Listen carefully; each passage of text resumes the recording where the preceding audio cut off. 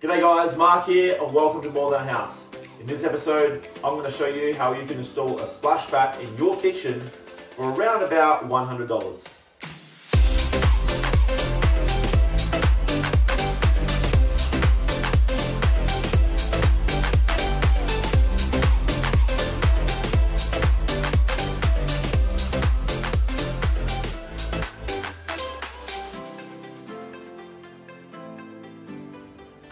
Okay guys, so I've hijacked the channel today from Andrea to show you guys an install on a splashback that I'm doing inside the kitchen of my shed where I do a lot of my videos for my channel, The Iron Empire.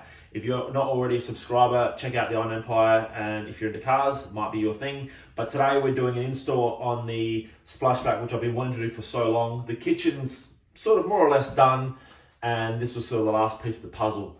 So we're opting to go with a glass splashback because it's easy and quick and relatively cheap. So I'm going to clear the benches, remove the mixer, get that out of the way, all preparation to get this glass in, and then we'll show you how we're going to do it.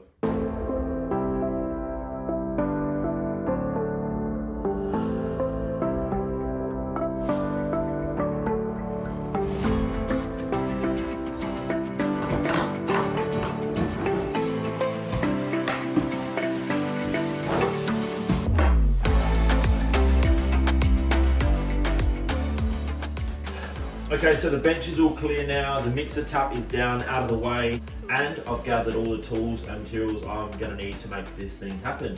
So first of all, most importantly, caulking gun with some silicone. I'm running some clear. You can match it to the bench tops or the splashback color if you want, but I'm running clear. That's just basic roof and gutter. You know, that's, I don't know, $5 or something from Bunnings. And some sandpaper. It doesn't have to be super coarse. That'll be fine. We also need some glass cleaner, some rags to clean up, paper towel. You'll need a couple of wedges. In this case, I'm using a little bit of plastic. This is about 1mm, but you want to sort of stick between 1 and 3 mil max. You can use a paddle pop stick, something like that would be good. And maybe some masking tape. Oh yeah, and the glass. Let's go get the glass. All right, so now we're ready to prepare this glass to go on the wall. So this vinyl back is 4mm thick. Obviously, it's got a film of vinyl on the back. It's available in white, black, and mirror, I believe. There may be more options, but that's all I know of. This is what you'll typically see in sliding wardrobes in houses. And it's obviously designed as a safety glass, so if it does break, the vinyl will keep the glass intact and won't hurt you. And the vinyl, to get the silicone to adhere, does need to be sanded, so that's where your sandpaper comes in. You don't want to hammer it too hard because obviously if you go through that vinyl, you're going to see it on the other side. So you just give it a scratch up, and you want the vinyl to dull off.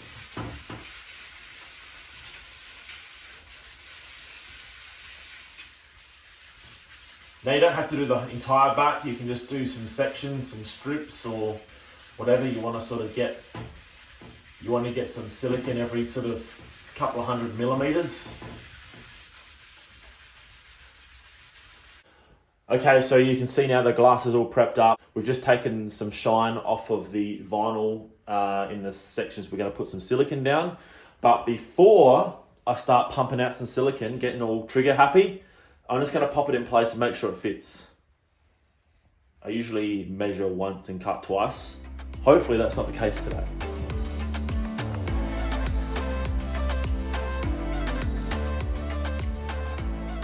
Alright, so I've checked the glass, it fits. It was a touch tight, so fortunately I could just wind the legs down on this countertop and got it to fit nice. So yeah, definitely check your measurements. But now that I have checked everything and I'm happy to go, I'm going to pump on some silicone in the strips that we dulled off with the sandpaper. This stuff does stick exceptionally well, and we're going to perimeter seal it as well, so this is never coming off until we want it to. Now I've got my little chocks in place because you want to have it propped up slightly to give room for the silicone to pump in. You don't want it sitting hard on the bench top. You want that silicone to go under the glass between the bench top and around the perimeter as well, which will give it a nice good bond. And it'll stop any moisture getting in there because we don't want moisture and mold and all that sort of stuff happening.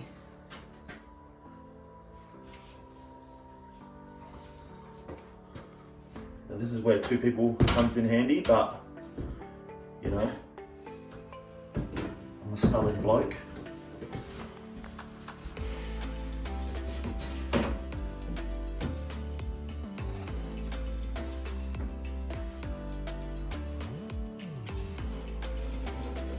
Now you want to be really careful if you've stripped a wall and there was tiles, whatever, and the wall's lumpy bumpy, you want to make sure it's relatively flat because anything's going to scratch through the back of that vinyl pretty easy. But obviously this is a brand new wall made with gyprock, so it's smooth and no worries. Now because it is quite tight just in one little spot here, this thing is staying there, no worries, but generally speaking the silicone will hold it from the get-go, but this is where the tape comes in. If it's not holding solid to the wall, I would suggest running some tape in a few spots just to make sure that it's not moving, but overall I know that's not going to move.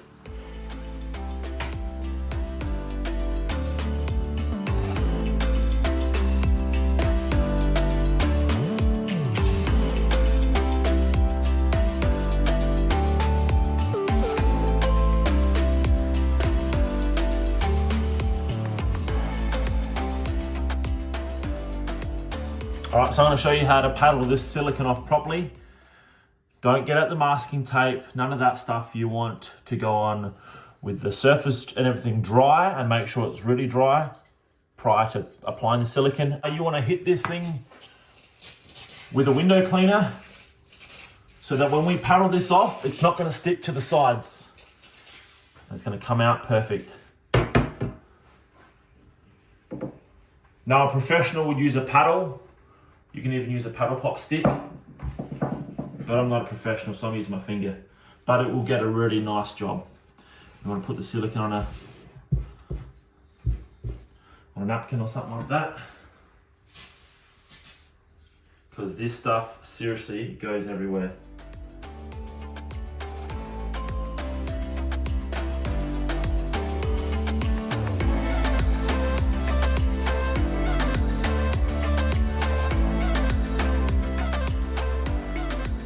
So now we are all done here as far as silicone. It's looking really good. Happy with how it's come out. I'm now going to give the area a little bit of a clean up, but do not, massive disclaimer, do not go anywhere near that silicone for at least 2 days. It's going to be hard. You can't touch it. If you touch that silicone, it's going to be so tempting, but you will ruin it. So we're going to just give it all a wipe off, but we're not going to go anywhere near the silicone and put everything back, and then we're going to have a look at this brand new Kitchen Splashback.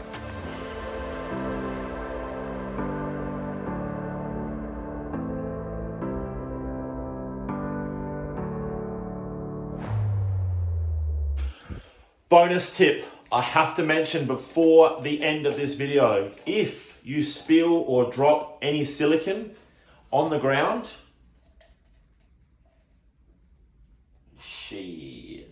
oh no. Don't fear, because this is the easy way to get it up without it spreading and going everywhere. Go back to your glass cleaner, pump that spot, and wipe.